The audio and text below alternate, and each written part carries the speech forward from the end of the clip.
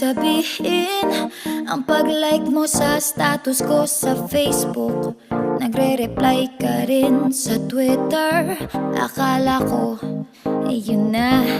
Pero nakita ko kahapon may pinost kang iba.